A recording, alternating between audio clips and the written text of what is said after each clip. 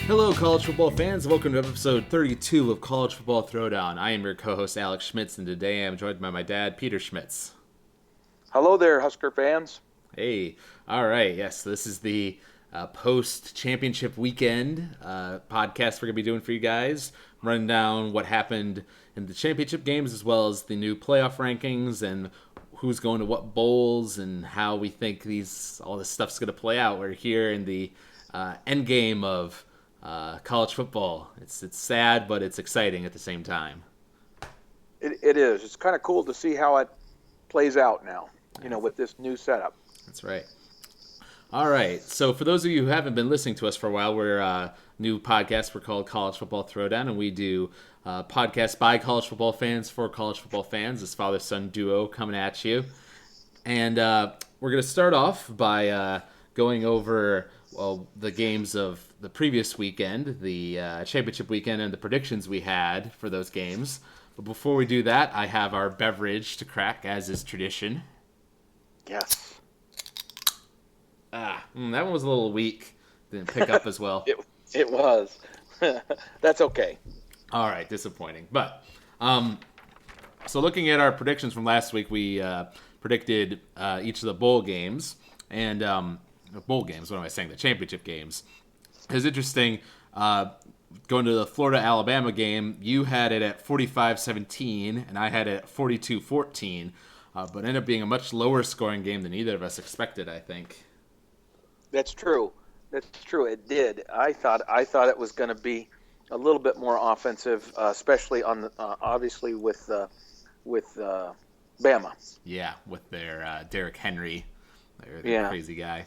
Now they did dominate though, and it appeared. I mean, it was like 29-7 or something like that, and then Florida, made a rally comeback to make the score seem interesting there at the end. True. Although I think it was tuned into the radio broadcast and was like 6-9 or something like that. I am impressed that Florida's defense was able to hold them off basically for an entire half. Their offense was just so ridiculously incompetent that the defense got tired after a while. Exactly. And there were some other things too. I mean, it's just amazing to me. And speaking of that specific game, there was a super critical roughing the passer penalty where right at the beginning of the third quarter that Alabama got that ultimately allowed them to overcome a conversion failure and get into Florida territory, which led to points. So it was kind of sad. Yep. And then not a directly related to the playoff, but still a game a lot of people were looking forward to is the USC-Stanford game. And I guess I should say I found a Michigan State bar actually because I knew the big game I cared about was the Michigan State-Iowa game. So I found a Michigan State bar, went there, and I caught the end of the Alabama-Florida game. And then the other games were all on around the same time, 5 o'clock Pacific time. So that was great place to be able to watch all the games. Yes, that's cool. Mm-hmm. Glad you were able to do that. And we'll have to talk when we get to that point about the reaction at the end. Oh, yeah. We'll get there. But I predicted a 38-21 victory for Stanford over USC. You predicted 31-17. And then the final score ended up being 41-21. So Stanford... It was interesting. I mean, USC was kind of hanging in there for a while, but in the second half, USC pulled away, and their guy, I'm going to blank on his name. You mean Stanford? McCaffrey or? Yes, McCaffrey. That's it. Yeah. Yeah. He should be the Heisman Trophy winner, I believe, but I think that Derrick Henry's going to get it because of the hype machine that is ESPN. Yeah. Well, it seems like everybody's talking about how he hasn't been in the news as much, this season. But, I mean, in terms of making a Heisman statement, I don't see how you could get better than 461 yards total offense, including, 100 receiving the ball as well as a bunch running the ball and even throwing a touchdown pass. I mean, it's crazy. It is. Well, and it's not just this game. I mean, his stats for the season are just ridiculous, but so are Henry's. but Henry's are that way because they've been running him, 35 and 40 carries a game and just using him as the workhorse for the last 4 or 5 games of the year here, and so he's built an enormous quantity of big numbers, 200-yard plus games in a row because of that. And Yeah. I don't know. I think they've just been earning him a Heisman Trophy. That's what they've been doing. Well, yeah. Well, I mean, if they're not able to stop him, which in the Auburn game that was the situation. Auburn just couldn't find an answer for him, so don't fix what isn't broken in that situation. But I heard another thing actually on one of the radio shows that apparently McCaffrey has like 3,000 total yard, or I think it must Yeah, be, yeah, something like that, 3,000 total yards of offense, and the right, next like highest person is somewhere around the range of 2,000. right, So exactly. with that a dramatic of a Difference. difference, in any other year you'd think he'd be the obvious favorite. I agree, and I think he should be in this case too. But I'll be shocked if he gets it. I'm pleased but shocked. Yeah. Um, and then another one of the Heisman hopefuls is James Winston, right? Isn't that how you pronounce his name? Heisman hopeful. Where Yeah, does he play? the Clemson quarterback. Oh, no, it's not. That's not his name. I don't know his name, but that's not it. Okay, well, Okay. whatever. Clemson quarterback. They played against North Carolina. I predicted a 31-24 victory for Clemson. You predicted 35-17. That game ended up being pretty close. And excuse me, sorry, that was the beverage working its way through my system there. I love it. It ended up being a high-scoring game, 45-37. North Carolina was in it until the end there.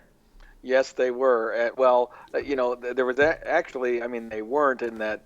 Uh, you know, uh, Clemson had a very comfortable lead, and then they kind of let them back in it late, and then oh my gosh, a horrible call Yeah. in that Ah, game on a onside kick in which they were called for offsides when North Carolina recovered the onside kick, and they were absolutely positively not offsides.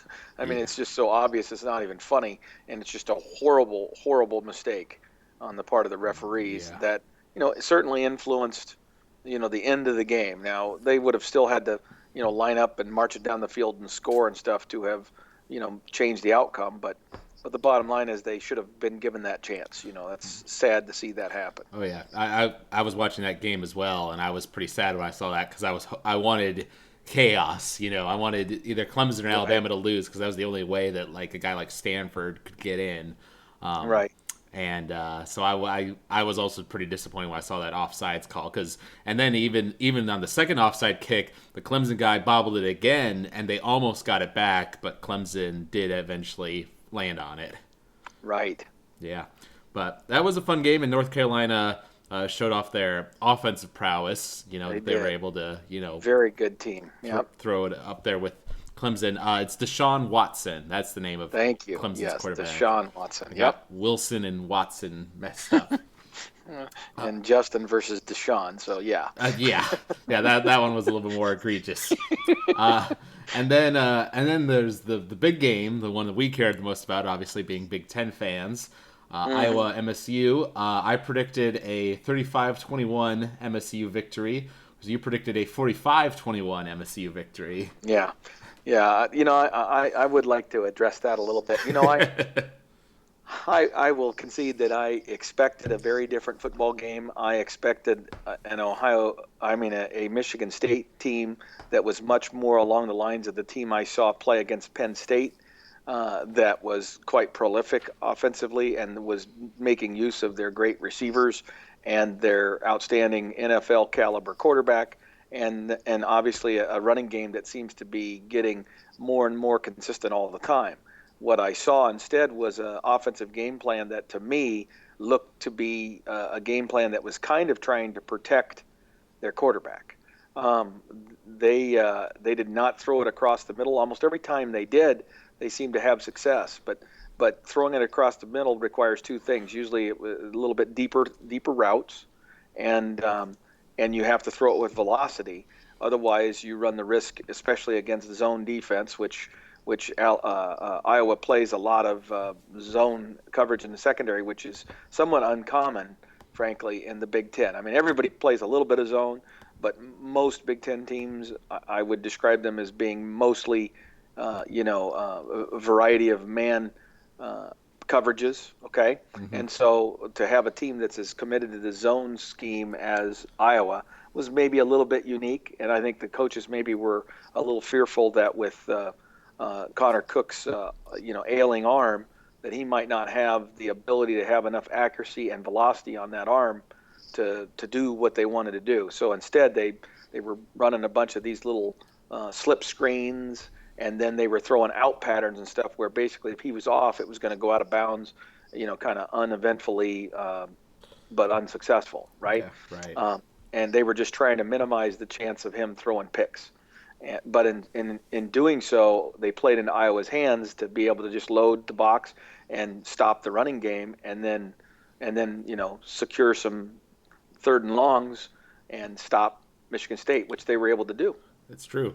Yeah, it was a very, very defensive game. I was a little surprised to see Connor Cook, missing some of those passes and making some dumb decisions in the pocket, when Not pressure his was best on. day. Yeah, not his best day, certainly. Yeah, I think part of that was he doesn't even have confidence in his arm the way he wants to. I think there was definitely something still wrong there, yeah. and they were trying to protect it and cover it up. Yeah, and there was a MSU fan sitting next to me at the bar who kept on talking about how their field goal kicker was the worst in the Big Ten, and he couldn't comprehend why the coach was letting them kick it when on those So many like times. 50-yard Right. field goals rather than trying to punt it or going for it on fourth down. Right. And I was a little more what do you want to say? Defensive of the field goal kicker because he made a couple other important field goals throughout that game, and those ones were like 50, 52, 53, and he nearly made it both times. Right. Absolutely. Yep. But he has been up and down. I get where that guy was coming from a little bit. Yeah, I mean he's what like of 16 or something like that. It's not a great completion record. Exactly. But yeah, it was definitely an interesting game to watch. It was a struggle. Certainly, there were a lot of unhappy MSU fans there at the end of the first half. But MSU kind of their defense stepped it up in the second half and really stopped Iowa from getting anything going offensively. And then there's the epic 9-minute drive at the end of the game. Yes. Oh my gosh. Now that drive was just an awesome thing to watch and behold. Uh, uh, 22 plays. I read some kind of statistic that that was the longest, or at least the largest number of plays on a single drive in like 2 years in college football. Yeah, well, and honestly, it was reminding me a lot of, like once again, this guy next to me was on several situations was talking about like throwing it, go for the deep ball, throw it over him. But I was always advocating like, no, you just got to get first downs, get first downs. That's what D'Antonio did on that Yes, series, and you were right, it was beautiful to behold because it was just classic. We're gonna run it, we're gonna run it, we're gonna run it, and then we have them on their edge. We're gonna toss it over the top of them, to surprise them a little bit. It was great. it was. It was. So, yep. There's no doubt that was the difference in the game, and then Scott, the running back, who gave that extra effort, and frankly even Cook when they ran that option play Hmm. for a first down and down in the red zone was another play in the game that I thought was just beautiful. I Oh just yeah. thought it was so cool Oh yeah. to Well, see them grit it out like that. yeah, well, when that guy, their guy Scott, he was hit and then he spun down and slammed the ball down in the goal line. That bar erupted and it was awesome. Was it? Yeah, tell me a little bit about that. So when they did that, I mean, how many was it? Pretty much everybody was Michigan State, or by then had it thinned out, or what Oh was the no, situation? I mean, I don't see that many people leaving. I don't think, and there weren't any like Iowa. I mean, maybe there was a couple Iowa fans there, I think actually, but mostly it was Michigan State fans. And so that whole place was rocking there throughout that last drive. So that was a lot of fun. And then, another big part of the game, I think, was then Iowa got the ball back with like 25 seconds to go and got sacked on the first play. And then so like 10 seconds or 20 seconds almost went off the clock there. So they were basically left with like having time for one play, at the end. Oh man, that's true. Yeah, you almost wondered if it might have been wiser for them to go ahead and let them score. I mean, there was some discussion about that, but I've never been in favor of that strategy. But I could see where maybe you do it. But with so little scoring going on, and you're not an explosive offense, I think you've got to trust your defense in that situation, which Iowa tried to do. And frankly, they were one play away. Yeah, and I want to give some credit to Iowa because I think both you and I were under the opinion that Michigan State was the far superior team. That Iowa was a little bit overrated, seeing as how in their game against Nebraska, I mean, we shut them down essentially on offense, with the exception of a couple plays. But they came to play that day clearly, and their defense did a really good job of shutting down MSU for 3/4 of the game there. I feel like they just kind of got tired near the end because their offense once again wasn't producing anything, kind of like the Alabama game. Right, absolutely. Yeah, I mean, it's just amazing. And this is something I want to ask you. You may not know it, but has Nick Saban ever publicly talked about Tom Osborne being one of his coaching? Oh yes. Okay, because yes. Watching and listening to that Alabama-Florida game, it definitely sounded like classic Nebraska football to me because they were just pounding it with Henry in the running game throughout that first half and not having a lot of success. But it tired their defense out, over the time, and so in the fourth quarter they were able to pull away, Yes, absolutely, and actually, if you read, there's been a few biographies written about Nick Saban already, and he has regularly, when interviewed or having those kinds of conversations, talked about the significance of his review of Nebraska's philosophies and how they went about things, and specifically the experience of playing the 1995 team when he was at Michigan State. When don't forget that Nick Saban was the Michigan State coach. So this matchup we're going to be talking about here shortly includes that intrigue. D'Antonio coached for him, and so he's one of his disciples, if you will, and Nick Saban had his time at Michigan State. Mm-hmm. Yeah, that does make for an interesting story. But there were other games, as a matter of fact, going on that week besides the conference championship games. I didn't actually watch any of them, but one was definitely surprising. Texas beating Baylor 23-17. How about that? Say that one again. Texas beating Baylor 23-17. Oh, yeah. Absolutely. Totally surprised. I get it that Baylor was basically playing offense with a converted wide receiver or something because all their quarterbacks were injured, but or at least for part of that game. But the fact that they weren't able to produce hardly any offense against Texas's defense, this team that was so prolific that people earlier in the year were talking about as being the most prolific offense, they were on pace to be one of the most prolific offenses in history. And then to have them kind of, sputter at the end really, really was amazing. And then Texas, how do you explain that? How do you explain a team that beats Oklahoma and beats Baylor? Granted, it's a wounded Baylor, but Baylor nonetheless, and then gets beat, 24 or 28 to nothing or whatever it was at Iowa State, gets crushed by Notre Dame, and just looks horrible at times. Yeah, well, a little bit like Nebraska. They came to play in some of the big games, but not the other ones. Well, yeah, but if it was about turnovers, then it's more the Nebraska story. But that wasn't necessarily the case in all of those games. Yeah. It was more of just not playing well. Right. No, you're right. Now that is interesting. I think it just goes to show with those sorts of spread offenses that are so focused on the precision passing and all that, how dependent they are on their having a really good quarterback. You lose that and the whole thing crumbles apart a bit. Exactly. That's true. And one of the reasons why, the weaknesses, if you will, of that system. It's true. And then the last one was Houston playing Temple. Pretty nice matchup, and Houston won that 24-13, and now they've gotten their way into a pretty big bowl game, so we'll talk about that here in a bit. Yes, they sure did. That's right. So then we get to the new playoff rankings that were released on Sunday, which is when we're recording this podcast. And there was a little bit of a surprise, a little bit of shock, because obviously all four teams won that MSU is the favorite by Vegas, I guess. So I guess they were kind of the favorite to win the Iowa game. So everybody won who we thought were going to win. And but the rankings didn't stay the same. MSU jumped Oklahoma to the number 3 spot, which did definitely surprise me, but it is something you called on the last podcast too.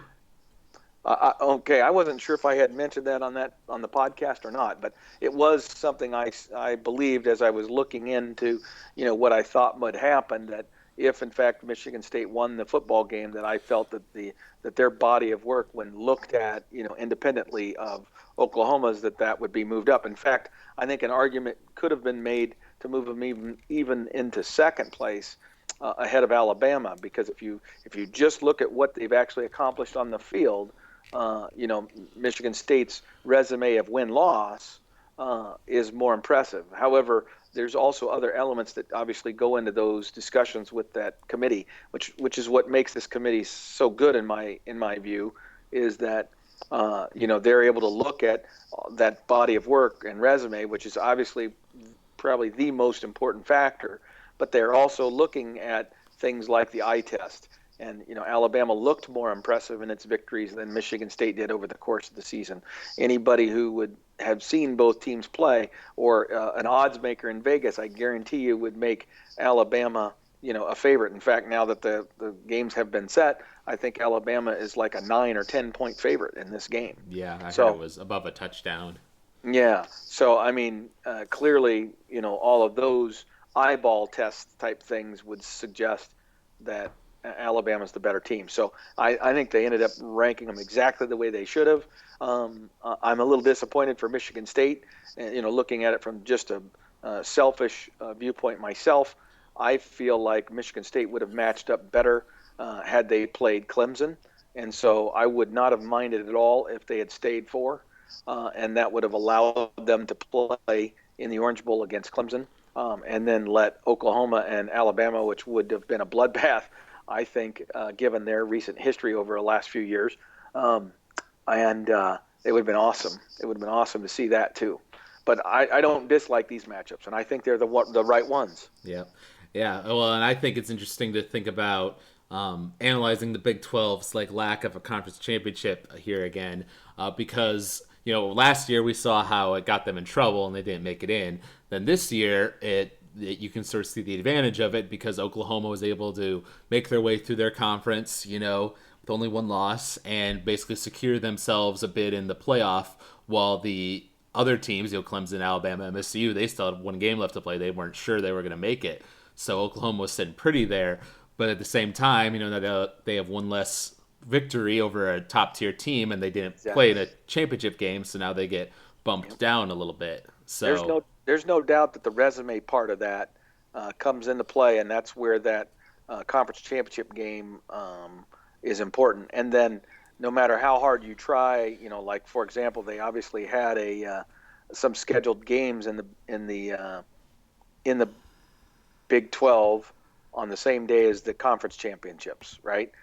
Right. But the truth is that people were focused on the conference championship games, not some regular season game that might be being played by the Big 12. You know what I mean? Yeah. It's just not the same. True. And so the whole big stage aspect of that, I think, is valuable. Now it sounds like from conversation, and this will be for another podcast, Alex, but it's gonna be one in which I will express great dissatisfaction with the NCAA again, and it's going to be that it sounds like there is a rule change that's been that's under consideration, and that apparently is likely to pass, that's going to allow the Big 12 to have a conference championship game with only 10 teams. And I would tell you that if I was the Big 10 especially a traditional Big Ten member. I mean, Nebraskans or the Nebraska fans can't be unhappy with that, and certainly any of the other recent entries into the league. But if I was Penn State or any of the other original 10 members, I would be really mad because they lived for quite a number of years. I don't know, more than a decade since I think it was 92 or 93 when Penn State joined the league. They were not able to have, even though they had 11 teams, they were not allowed to have a conference championship game because they didn't have 12. You had to have 12 so that you could have 6 and 6 on your divisions before you would be allowed to have a conference championship game, okay? Mm-hmm. Now all of a sudden they're going to waive that rule after decades of having it. The financials just got a lot better for the Big 12 if they allow that. Yeah, Why? no, Just I would agree with that. Like for the sake of I don't know what do you call it in like law when there's a previous decision? Precedent. Yes. Yeah. Precedent would suggest that you can't get away with that because like you say, they're sharing the pot between only 10 schools rather than 12. And if you Right. had in a conference championship game, that's another biggest sum of money that gets split up between those 10 30, schools. 30 to 40 million dollars. Right, which kind And of now you're dividing by 10 instead of dividing by 12 or 14 or whatever. exactly. And so financially, I think some of these schools, frankly, I'm not sure the Big Ten invites Nebraska in if it didn't need us to get to that 12th team and get the conference championship out of it. I mean, without that, we don't get in, you know. And similarly, the Big 12 is being allowed to, reap the benefit of that financial windfall without having to divide among 12. Yeah. And if I'm the Big Ten, I'd be pretty pissed. Yeah, I agree with that. So talking about some of the other games, we have the other New Year's games that are the other the other 4 bowls of significance that are going to be playing around that same time. And this is definitely an interesting one. Ohio State, Notre Dame in the Fiesta Bowl. I think that'll be a lot of fun.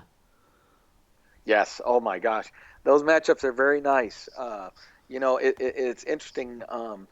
There was obviously going to be a lot of debate in that whatever they call it, New Year's Six bowls. Deciding who was going to go, and a couple of the big decisions was where was Iowa going to land and where was Ohio State going to land. Had Iowa gotten blown out like I predicted was going to happen, I think they might very well have chosen Ohio State. But with the way that Iowa comported themselves in that game, and they really gained a great deal of respect from everyone who watched the game, I believe, including the decision makers, and they were compelled to make that the Iowa Stanford matchup, and then that's what allowed then the Notre Dame Fiesta Bowl, Notre Dame Ohio State Fiesta Bowl. Mm-hmm. Yeah, and I guess we should talk a little bit about those matchups within the top 4: Clemson, Oklahoma, and Alabama, MSU. I heard some interesting discussion happening about how, because of those matchups, no matter who wins those games, the national championship game is going to be a matchup between 2 kind of differing philosophies of coaching. One that's more about the spread and these highly passing focused offenses versus the Alabama and MSU camp, which is more running the football, powering it in, strong defensive line, like physical football kind of philosophy. Right, and so it will be the national championship game is definitely going to be a clash of those things, and then ironically, the semifinals are clashes of equaling or similar philosophies, right? Mm-hmm. Yeah, no, it's going to be interesting, and interesting to hear about Oklahoma. Kind of, just a few weeks ago, it was Baylor and TCU. And then Oklahoma State, were kind of like considered to be the top 3, and Oklahoma was kind of an outlier because they'd lost to Texas, and people kind of thought they were done after something that bad kind of happening, but they really pulled themselves together at the end of the season. Yep. In fact, both Oklahoma and Alabama would be the 2 teams in that group of 4 that kind of, because of when and how they lost their games, were viewed at one point in the season as being unlikely to be able to work their way back into it. and then both of them were able to do so. So pretty impressive. Yep, and then this is another, the other interesting game. You were talking about Iowa earlier. Iowa versus Stanford in the Rose Bowl, classic matchup there, or classic in terms of the Pac-12 and the Big Ten matchup, I should say. Has Iowa even ever been to a Rose Bowl? I don't even Oh know. gosh, yes, Okay. yes, a number of times. But here's one thing I actually commented on a message board about this a little bit. I believe that the matchups do not favor the Big Ten, and part of that is if you have a situation where within your conference, your three top teams are all allocated to those types of bowl games. The New Year's Six and the and then obviously one in the conference or the college football playoff. Now you got three teams kind of allocated to those high end bowl games. That means that the rest of your traditional alignments, right, are going to be taking tiered teams that are like one notch below what would be more typical, right? Because usually the Big Ten would have the Rose Bowl and maybe an assumption that you'd have one team in the college football playoff, but not two teams in that New Year's Six. Right. In this case, we have two of them. So now all of a sudden, those matchups for the remainder of the teams are all kind of skewed and not in the Big Ten's favor. So I'm going to suggest that, because the national discussion has evolved into this thanks to ESPN again, that they're going to make a big deal out of how did the Big Ten match up against the SEC, or how did the Big Ten match up against all the other conferences in the bowl games. I'm going to predict to you right now, we're not going to do very well. Okay, as in terms of aggregate numbers, and it's because of those matchups. Again, I'm impressed that Iowa was able to hang with Michigan State, but I believe that was more about Michigan State not playing well than it was Iowa playing well, okay, or being great. And I think that Stanford is probably playing some of the best football in the country right now, and so I would expect that Stanford team to dominate Iowa Yeah. in the Rose Bowl. I do think Ohio State will beat Notre Dame. And if you were to ask me, do I think Michigan State is the favorite to win the national championship? I would say no, and I think most pundits would agree that Michigan State among those four teams is probably either third or fourth in most people's view of the likelihood, right, that they're going to win that. And then you look at all these other matchups that we're going through in the Big Ten. I'm sorry, you're yawning on me. I'll shut up. No, no, no. I was just tired. That's all. No, you're right. It certainly could turn out poorly for the Big Ten in terms of those matchups, but I think it speaks well to us as a conference that we have that many top tier teams playing in Well, those and sorts that's of and that's bowl my point. games. But you won't hear that in the dialogue. That won't be part of the conversation when the ESPN starts trying to tear down. They've grudgingly had to acknowledge that the Big Ten has had a good year and a half here since the Ohio State run in last year's championship, right? And they've begrudgingly given some Big Ten teams some accolades.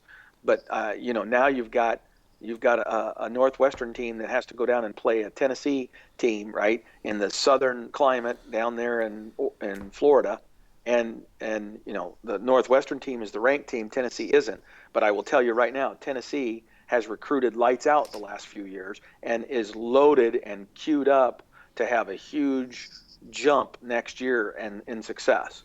They have a ton of young talent that's getting better every day, and it won't surprise me at all if Tennessee is able to beat Northwestern, maybe even badly. Okay, so you start looking at some of these matchups, and it's easy to see where we could have a fairly bad, overall bowl record, and everybody's going to be like, "Oh, the Big Ten sucks again." And my argument is no, that's not true. It's more about the body of work. But everybody will focus on these inter-conference games rather than the overall look. You know what I mean? And Right. so I'm cautioning everyone out there that might be listening to this podcast that you have to be prepared for that, and not be one of those people that get sucked into that. You got to look at individual matchups and understand those, but you also have to look at the overall body of work of the teams and why they're in the spots they're in. Hmm. Why is a 5-7 Nebraska team playing an 8-4 UCLA team? Right. You know, Yeah. that's Well, the kind of thing. talking about that real quick, we were just talking last week about the possibility of us being one of those 5-7 teams making it in and going to this bowl in Detroit. As it turns out, we're going to San Francisco instead, playing UCLA, which in terms of prominence of bowl and everything, it's actually pretty crazy in my mind that a 5-7 team is playing an 8-4 team. I think that speaks to how well we've played, relative to our record, and B, how much Bulls respect the fact that Nebraska travels well and that they'll get good tickets. Right, right. Well, and exactly.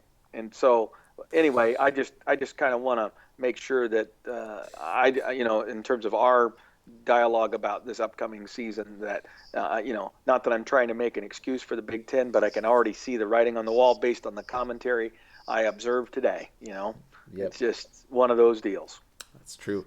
And then we talked a little bit earlier. Houston is in the Peach Bowl with Florida State, and I heard an interesting talk on the radio broadcast about how with Florida State, you consider that 2 years ago they were the national champion. Last year they were in the top four. Now this year 10-2. They're going to a high tier bowl game, but at the same time some of the older players may not be as excited about it versus Houston, who is giddy, that they get to play in this sort of bowl game and have the chance to kind of prove themselves against a top tier opponent.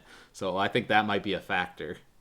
Absolutely. I agree with you. And that's always the case when it comes to these bowl games. You can't just look at, their body of work and how good they were during the season, but what is their motivation level? And if you come into a bowl game with a good attitude, you have a far better chance of doing well in that bowl game and ultimately winning it than if you don't.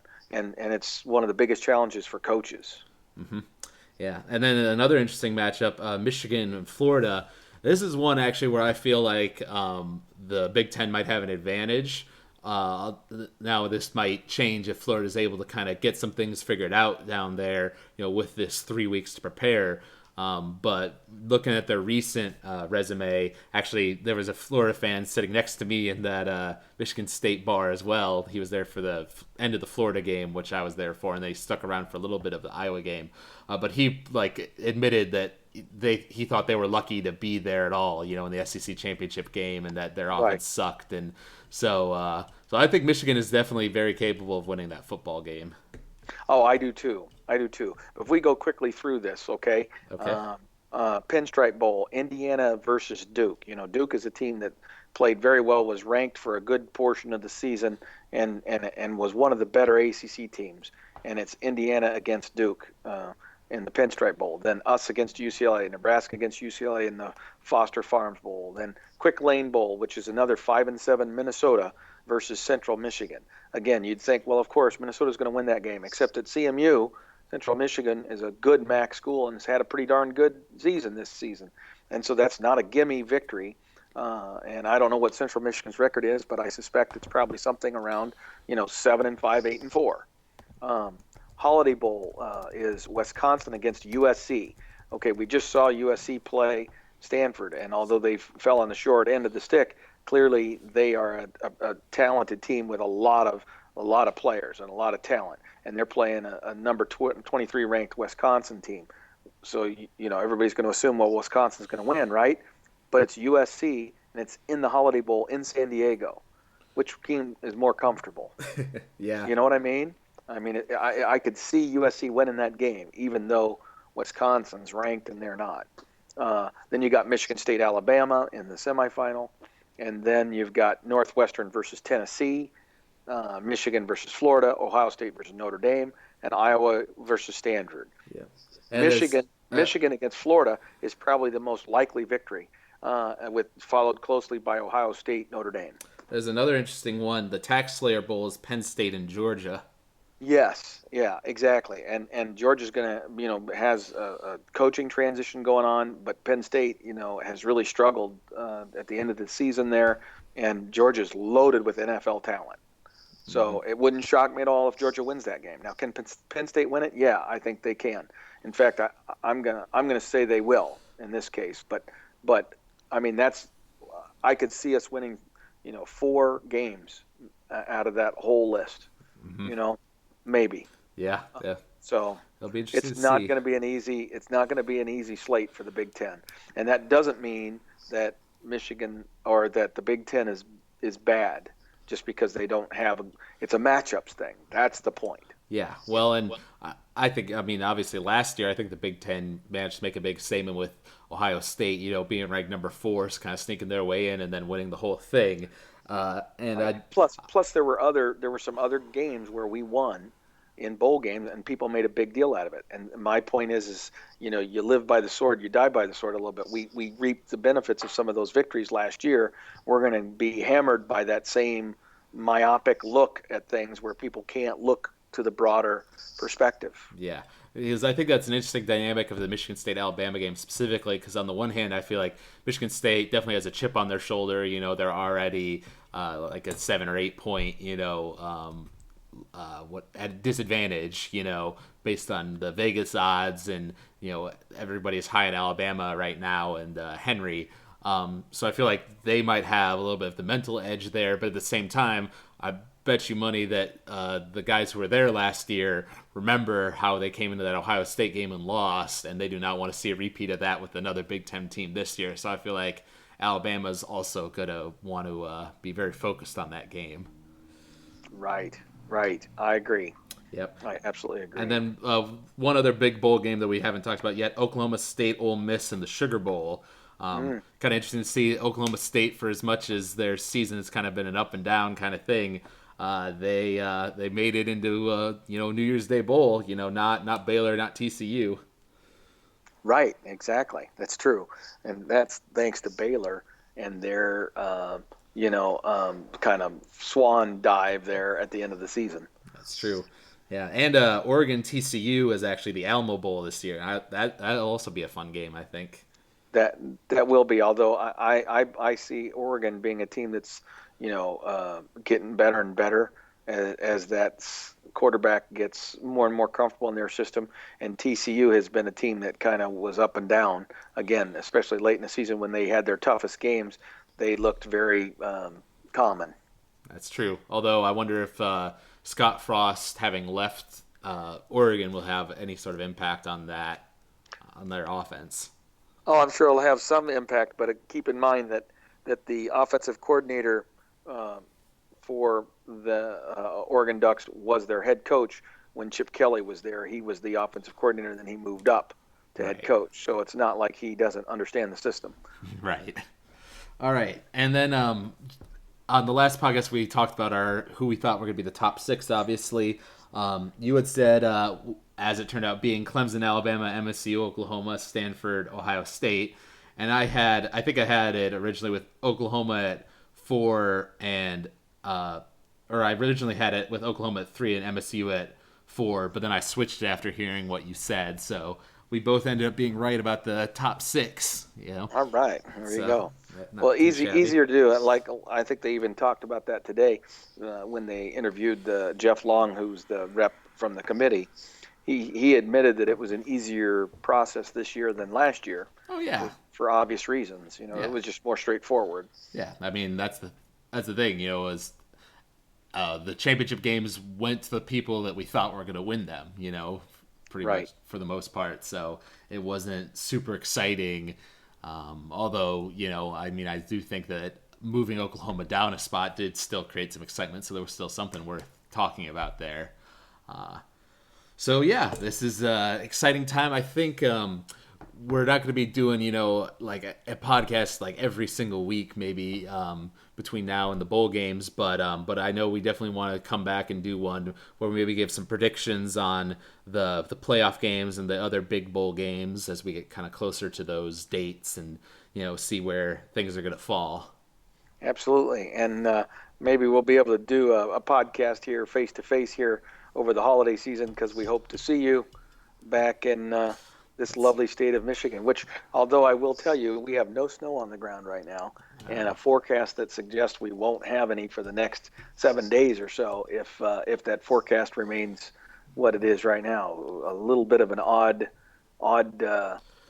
fall and early winter here so far in northern Michigan. Yeah, well, I remember there. It seems like it always finds a way. It might be the 21st of December and we have no snow on the ground, but there'll be snow on the ground by the 25th. That's happened once or twice in my That is time true. living That is there. true.